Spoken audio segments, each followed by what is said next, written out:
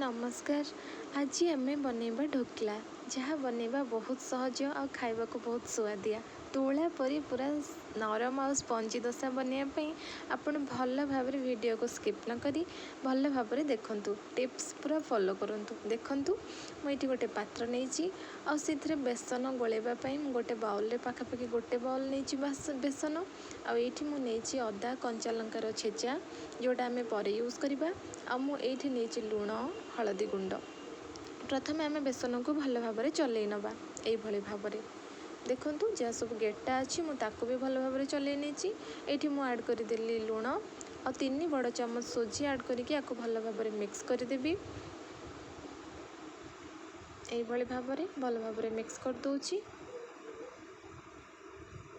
तापर मुझे पानी नहीं अल्प अल्प टिके टिके करके पानी देके आपको आम भल भाव गोलैदबा जमती गेटा रही मन रखु। पानी जितेबाला आप यूज करुँच हल्का नख उषुम पानी नेबे ताहले तो ढोकला आमर आहरी सुंदर टेस्ट दे थाए। आपको आम भल भाव एमती गोलैदबा दरकार हेले आउ टिके टिके पानी दबा मुझे आउ टिके पानी देकी बैटर प्रस्तुत कर नहीं बैटर को बेसी मोटा कि बेसी पतला करें। एबे मुझे ऐड कर दूची हलदी गुंड ताकू गोलई सारापर मुझे नहीं गोटे बड़ चामच चीनी तापर अदा और कंचा लंकार छेचा ताकू भल भाव आम गोलई नवा। या आम गोलैकी रेस्ट करने 10 मिनट छाड़ीदबा। तापर मुझे नहीं पानी गरम करने बसई देती ये अध चामच पकई बेकिंग सोडा या भी भल भाव गोलैदबा।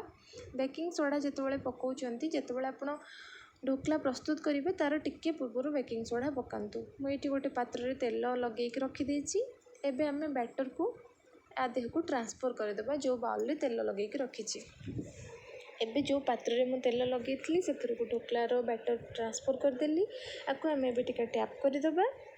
आम जो पानी गरम होगापी छाड़ी सी अलरेडी गरम हो सारी एबे आम ये पात्र को लेकिन से गरम हवा पानी रे रखीदबा 20 मिनट घोड़े छाड़ीदबा। 15 ରୁ 20 मिनट भितर ढोकला आमर प्रस्तुत हो जाए। आपको आम एबे घोड़ेदबा ठीक 15 ରୁ 20 मिनट पर ढोकला आम चेक करवा। देखंतु मुझे ढोकला को एबे घोड़े दूची 15 मिनट पर आपन को पुणी देखिए। देखंतु ये 15 ରୁ 20 मिनट हो सारी ढोकला आमर फुलिकी पूरा रेडी हो जाए।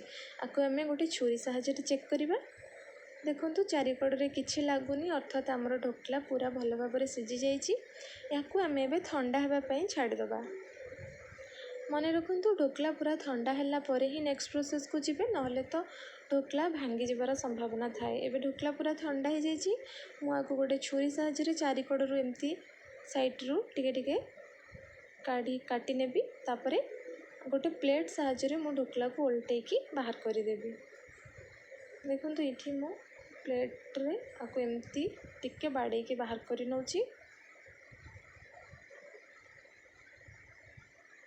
देखो कितने सुंदर है पूरा केक भाया आपको आम पीस पीस करके काटिकी आधारे फुटण देदबा। देखो ये रखीदे एवं फुटण मुझे भृसंग पत्र कंचा लंका और लेंबूर रस मुझे चीनी मिक्स करके नेबी जोटा कि टेस्ट फ्लेवर भल दब।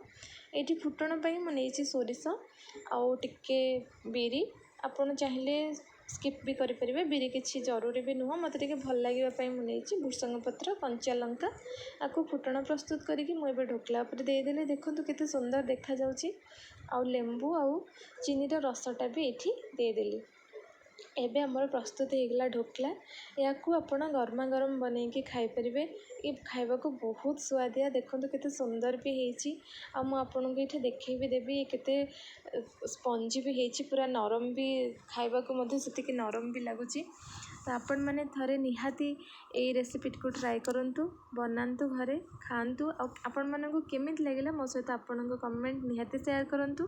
पुणी आसबि आउ एक नुआ रेसिपी नहीं से पर्यंत विदाय दियंतु। Thank you.